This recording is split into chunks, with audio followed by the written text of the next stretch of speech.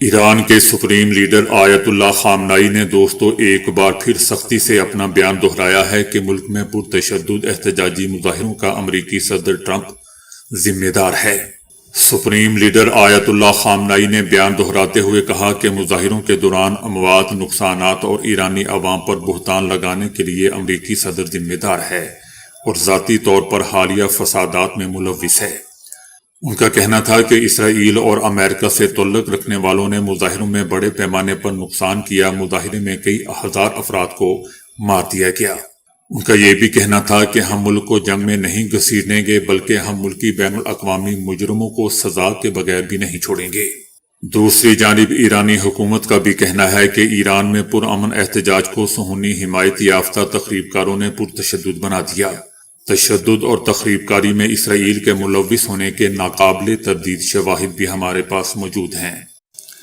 Denmark کے ہزاروں شہریوں نے ہفتے کے روز سڑکوں پر نکل کر امریکہ کے خلاف احتجاج کیا ہے تاکہ وہ گرین لینڈ پر امریکی قبضے کے حوالے سے صدر ٹرمپ کے عزائم پر اپنا غم و غصہ ظاہر کر سکیں۔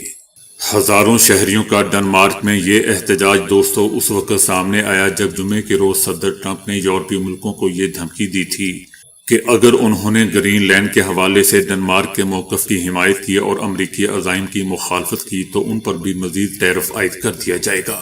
پہل یہ ٹیرف 10% ہوگا اور جون میں 25% بڑھا دیا جائے گا۔ یہ دوستو پہلا موقع ہے کہ امریکی صدر ٹرمپ نے یورپی ملکوں کے خلاف اپنے انتقامی اقتصادی عزائم کا کھلے عام اظہار کیا ہے تاکہ وہ گرین لینڈ پر قبضے میں امریکہ کے دباؤ میں رہیں اور حمایت پر مجبور ہو جائیں۔ سڑکوں پر موجود ہزاروں مظاہرین نے ڈنمارک اور گرین لینڈ کے پرچم اٹھا رکھے تھے اور گرین لینڈ پر قبضے کے منصوبے کے خلاف نعرے بازی بھی کر رہے تھے تاکہ صدر ٹرمپ کو ایک واضح پیغام دیا جا سکے کہ ڈنمارک اور گرین لینڈ کے لوگ گرین لینڈ کے تحفظ کے لیے متحد ہیں۔ یاد رہے دوستو کہ امریکی عزائم کے تناظر میں نیٹو کے رکن کئی یورپی ملکوں نے گرین لینڈ کے لیے اپنی فوجی دستے روانہ کیے ہیں۔ ان ملکوں میں برطانیہ، France, Germany, Holland, Finland, Norway اور سویڈن شامل ہے۔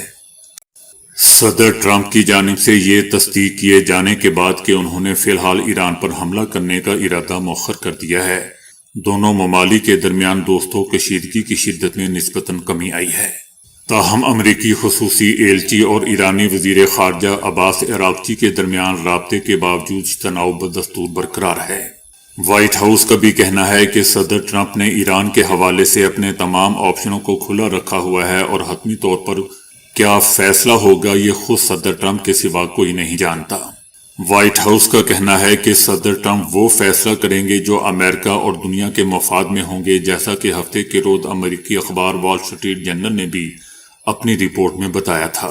دوستو میرے خیال سے وائٹ ہاؤس الٹ کہہ رہا ہے، بلکہ اسے یہ کہنا ہوگا کہ ٹرمپ وہ فیصلہ کریں گے جو امریکہ اور دنیا کی تباہی کا مرکز ہوگا۔ عرب اور یورپی حکام کا کہنا ہے کہ ایرانی وزیر خارجہ عباس عراقچی نے اس امید پر رابطہ کیا تھا کہ عالمی اقتصادی فورم کے آغاز سے پہلے امریکی خصوصی ایلچی کے ساتھ ایک ملاقات طے ہو سکے، تاہم اس ملاقات کے انتظامات مکمل نہیں ہو سکے۔ کیونکہ یہ ملاقات اس لیے نہیں ہو سکی کہ امریکی سیاسی اور فوجی حکام پہلے ہی ایران کے خلاف ممکنہ فوجی آپشن پر کام شروع کر چکے تھے اور نائب صدر جے ڈی وینس اور وزیر خارجہ مارکو روبیو جیسے اعلیٰ معاونین کی جانب سے غیر رسمی بریفنگ بھی دی جا رہی تھی۔ حالانکہ اسی روز صدر ٹرمپ کی دفاعی وزیر اور chairman joint chief of staff سمیت اعلیٰ حکام کے ساتھ بعض منصوبوں کا جائزہ لینے کے لیے ملاقات بھی طے تھی۔ تاہم صدر ٹرمپ اس اجلاس میں شریک نہیں ہوئے، اس کی بجائے انہوں نے سوشل میڈیا کے ذریعے سخت بیانات دیے اور ایرانی مظاہرین سے اداروں پر قابو پانے کی بھی اپیل کی۔ بعد میں دوستو بدھ، جمعرات اور جمعے کو صدر ٹرمپ نے اپنے لہجے میں کچھ نرمی کی۔ جمعے کے روز انہوں نے ایرانی حکومت کا شکریہ ادا کیا۔ انہوں نے سزائے موت کا عمل روک دیا، جس کے بارے میں ان کا کہنا تھا کہ اس کی تعداد 800 تک پہنچ چکی تھی۔ انہوں نے اپنے پلیٹ فارم ٹروتھ سوشل پر لکھا کہ میں ایرانی قیادت کی جانب سے تمام مجوزہ سزائے موت کے فیصلے منسوخ کیے جانے پر ان کو سراہتا ہوں۔ بتایا جا رہا ہے کہ اس کے باوجود امریکہ نے خطے میں مزید فوجی دستے بھیج دیے، جو اس بات کی علامت ہے کہ صدر ٹرمپ اپنے موقف پر دوبارہ غور کر سکتے ہیں اور ممکن ہے کہ کسی اچانک حملے کا بھی فیصلہ کر لیں، کیونکہ دوستو صدر ٹرمپ کے دماغ کا کسی کو کچھ نہیں پتا ہوتا، حتیٰ کہ ڈاکٹرز کو بھی نہیں۔ صدر ٹرمپ نے گرین لینڈ پر امریکہ کے مجوزہ قبضے کی مخالفت کرنے والے تمام ممالک پر ٹیرف لگانے کی دھمکی دے دی ہے۔ صدر ٹرمپ کا کہنا تھا کہ وہ اگلے مہینے سے ڈنمارک اور اس کے یورپی اتحادیوں پر 10% درآمدی ٹیرف نافذ کریں گے تاکہ گرین لینڈ کے حصول کے لیے دباؤ میں مزید اضافہ کیا جائے۔ صدر ٹرمپ کا کہنا تھا کہ ہم نے کئی سالوں بلکہ صدیوں تک ڈنمارک اور یورپی یونین کے تمام ممالک اور دیگر ریاستوں کو سبسڈی دی ہے۔ ہم نے ان سے نہ تو ٹیرف وصول کیا اور نہ ہی کسی اور قسم کا معاوضہ لیا۔ اب صدیوں بعد وقت آ چکا ہے کہ ڈنمارک اس کا ازالہ کرے، کیونکہ عالمی امن داؤ پر لگا ہوا ہے۔ صدر ٹرمپ کا دوستو یہ بھی کہنا تھا کہ نیا tariff Denmark, Norway, Sweden, France, Germany, برطانیہ، نیدرلینڈ اور فن لینڈ پر لاگو ہوگا۔ یہ ٹیرف 1 فروری سے 10% کی شرح سے نافذ ہوگا اور اسے 1 جون سے بڑھا کر 25% کر دیا جائے گا۔ صدر ٹرمپ کا یہ بھی کہنا تھا کہ یہ ٹیرف اس وقت وصول ہوتا رہے گا جب تک گرین لینڈ کی مکمل اور حتمی خریداری کے لیے کوئی معاہدہ طے نہیں پا جاتا۔ یہ ممالک انتہائی خطرناک کھیل کھیل رہے ہیں۔ صدر ٹرمپ نے دوستو یہ بھی دعویٰ کیا کہ امریکہ 150 سال سے زائد عرصے سے گرین لینڈ خریدنے کی کوشش کر رہا ہے، مگر ڈنمارک نے ہمیشہ انکار کیا۔ صدر ٹرمپ کا کہنا تھا کہ اب گولڈن ڈوم اور جدید دور کے ہتھیاروں کے نظام کے باعث گرین لینڈ کا حصول اہم ہو چکا ہے۔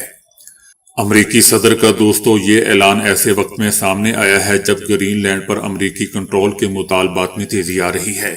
اس کے ساتھ ہی ڈنمارک کی حکومت نے بھی گرین لینڈ اور اس کے اطراف میں اپنی فوجی موجودگی بڑھا دی ہے اپنے اتحادیوں کے ساتھ۔ امریکہ کی کولمبیا یونیورسٹی کے پروفیسر جیفری نے ایران میں ہونے والے حالیہ فسادات کا ذمہ دار امریکہ اور اسرائیل کو ٹھہرا دیا۔ پروفیسر جیفری کا کہنا تھا کہ ایران میں ایک غیر معمولی پرتشدد اور فساد کھیل جاری ہے۔ ان کا کہنا تھا کہ خریدا ہوا اور جانبدار مین سٹریم امریکی میڈیا کا کہنا ہے کہ ایرانی حکومت نے معیشت پر کنٹرول کھو دیا ہے، لیکن یہی خریدا ہوا اور جانبدار میڈیا یہ نہیں بتاتا کہ دراصل ایرانی معیشت کو تباہ کرنے والا ہی امریکہ ہے۔ پروفیسر صاحب کا کہنا تھا کہ ہمیشہ کی طرح عوام سے جھوٹ بولا جاتا ہے کہ ایرانی حکومت اپنی عوام پر ظلم کر رہی ہے۔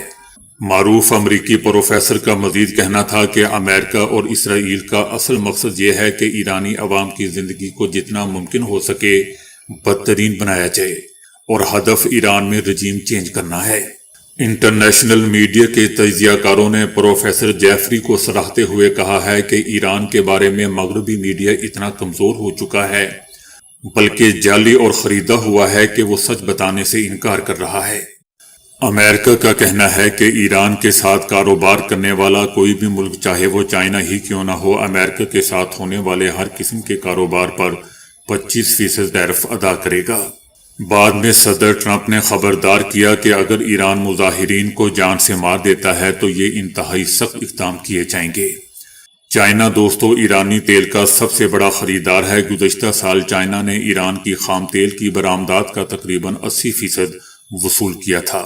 پابندیوں کے باوجود تیل کی ترسیل جاری رکھنے کے لیے ایران ایک پیچیدہ شیڈو فلیٹ نیٹ ورک پر انحصار کرتا ہے، جس میں دوستو ایک جہاز سے دوسرے جہاز میں منتقلی شامل ہوتی ہے، جو اکثر جنوب مشرقی ایشیا یا خلیج عرب کے پانیوں میں ہوتی ہے۔ اس میں بھی تیل کے کارگو کو دوسرے ممالک مثلا ملیشیا یا متحدہ عرب سے آیا ہوا ظاہر کیا جاتا ہے۔ چائنا نے دوستو گزشتہ سال ایران سے 1.95 کروڑ بیرل تیل وصول کیا تھا۔ اس طرح کے شیڈو ٹریڈ سے ایرانی حکومت کے لیے غیر رپورٹ شدہ آمدن میں سالانہ $43 بلین کے جمع ہونے کا تخمینہ ہے۔ ایرانی معیشت کے لیے دوستو یہ آمدن زندگی کی ڈور کی حیثیت رکھتی ہے، جو پابندیوں، دائمی مہنگائی اور تیزی سے گرتی ہوئی کرنسی کے دباؤ میں ایک تنہا نظام حکومت کو سہارا دیتی ہے۔ تیل کے علاوہ ایران نے 2024 میں دنیا بھر کو $12.9 ارب کی اشیاء برآمد کی، جن میں سے غیر تیل برآمدات کا 1/3 سے زیادہ حصہ چائنا کو گیا تھا۔ اسی عرصے میں ایران کی کل درآمدات کا تقریباً 40% یعنی $8.95 ارب بھی چائنا سے آیا تھا، جو دونوں ممالک کے گہرے معاشی تعلقات کو بھی ظاہر کرتا ہے۔ ایران کے دیگر بڑے تجارتی شراکت دار جو نئے 25% ٹیرف سے دوستوں متاثر ہو سکتے ہیں، اس میں ترکی جو ایران کی غیر تیل برآمدات کا تقریباً 1/4 وصول کرتا ہے، بھارت، متحدہ عرب امارات اور پاکستان بھی شامل ہے۔ ان چاروں ممالک کے ادارے ایران کی پابندی زدہ تیل تجارت میں سہولت کار کا کردار بھی ادا کرتے ہیں، تاہم یہ ٹیرف دوستوں ان تمام ممالک کے لیے بڑے خطرات پیدا کر سکتا ہے۔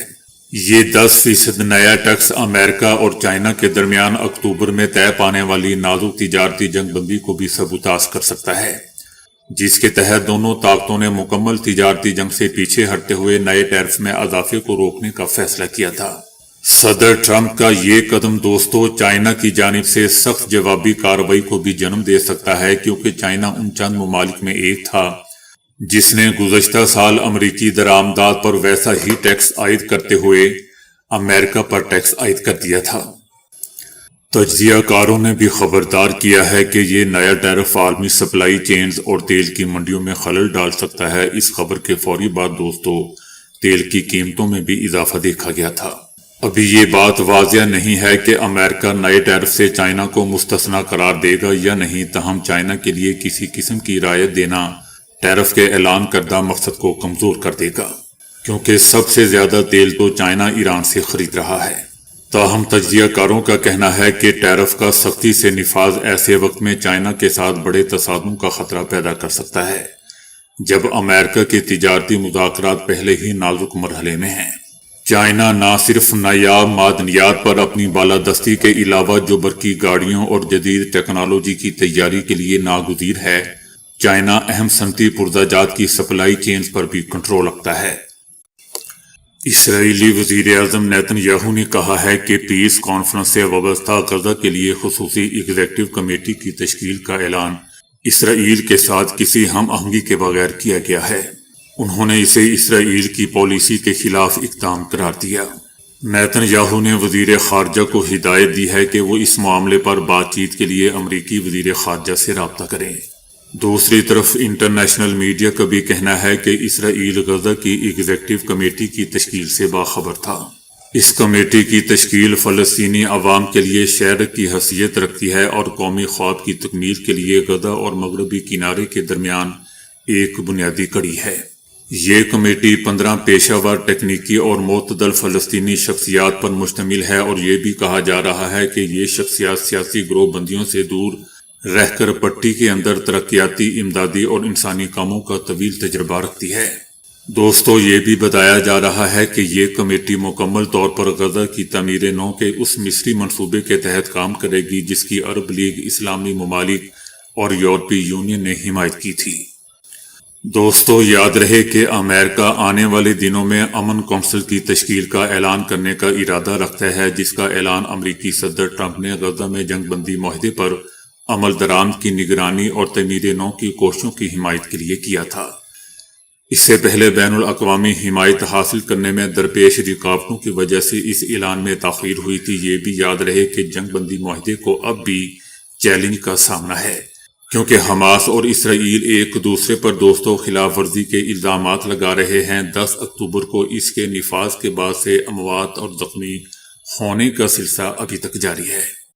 صدر ٹرمپ نے سپریم لیڈر آیت اللہ خامنئی کی سوشل میڈیا پوسٹ پڑھنے کے بعد بیان دیا ہے کہ وہ اپنے ملک کی مکمل تباہی کے مجرم اور قصوروار ہیں۔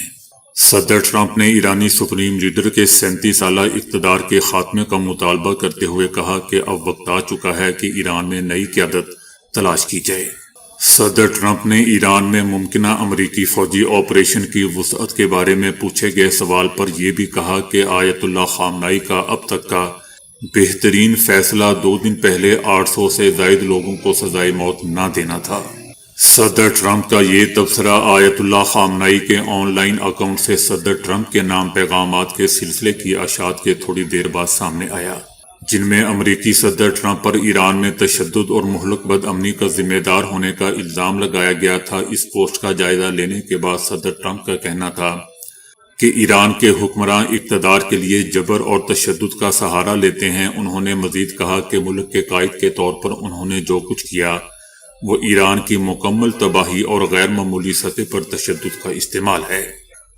صدر ٹرمپ کا کہنا تھا کہ ملک کو چلانے کے لیے قیادت چاہے وہ انتہائی نچلی سطح پر ہی کیوں نہ ہو، اس کو ملک کے معاملات کو صحیح طریقے سے چلانے پر ایسے توجہ دینی چاہیے جیسا کہ میں امریکہ کے ساتھ کر رہا ہوں۔ ان کا کہنا تھا کہ نہ کہ کنٹرول برقرار رکھنے کے لیے ہزاروں لوگوں کو مار دینا چاہیے۔ صدر ٹرمپ کا کہنا تھا کہ قیادت احترام پر مبنی ہوتی ہے، خوف اور موت پر نہیں۔ صدر ٹرمپ نے ذاتی سطح پر مزید آگے بڑھے اور علی خامنئی اور ایرانی نظام حکومت کی شدید مذمت کی۔ صدر ٹرمپ نے مزید کہا کہ یہ شخص بیمار ہے، اسے اپنا ملک صحیح طریقے سے چلانا چاہیے اور لوگوں کو مارنا بند کرنا چاہیے۔ خراب قیادت کی وجہ سے اس شخص کا ملک دنیا میں رہنے کے لیے بدترین جگہ بن چکا ہے۔ دوستو، یاد رہے کہ ایرانی سپریم لیڈر آیت اللہ خامنئی نے صدر ٹرمپ کو احتجاج کے دوران جانی اور مالی نقصان اور ایرانیوں کی ساکھ کو متاثر کرنے کا ذمہ دار ٹھہرایا تھا۔ آیت اللہ خامنئی نے اپنے خطاب میں کہا تھا کہ ہم امریکی صدر ٹرمپ کو ملک میں ہونے والے جانی اور مالی نقصان کی وجہ سے مجرم سمجھتے ہیں۔ سپریم لیڈر کا کہنا تھا کہ ایران کے خلاف حالیہ اشتعال انگیزی مختلف تھی کیونکہ امریکی صدر اس میں ذاتی طور پر ملوث تھا۔ ان کا کہنا تھا کہ ملک میں حالیہ فتنے کے پیچھے ٹرمپ کا ہاتھ ہے۔ اسرائیل اور امریکہ سے وابستہ ان لوگوں نے احتجاج کے دوران بھاری نقصان پہنچایا اور ہزاروں افراد کو مار دیا۔ ایرانی سپریم لیڈر نے دوستو یہ بھی کہا تھا کہ ہماری حکومت ملک کو جنگ میں نہیں دھکیلے گی، لیکن وہ مقامی یا بین الاقوامی مجرموں کو سزا سے بھی بچنے نہیں دے گی۔ ان کا کہنا تھا کہ جہاں تک معاشی صورتحال کا تعلق ہے، یہ اعتراف کرتا ہوں کہ یہ خراب ہے اور شہری حقیقی مشکلات کا سامنا کر رہے ہیں۔ سپریم لیڈر آیت اللہ خامنئی نے صدر ٹرمپ کو ظالم قرار دیتے ہوئے کہا کہ وہ بھی اسی طرح گریں گے جیسے فرعون گرا تھا۔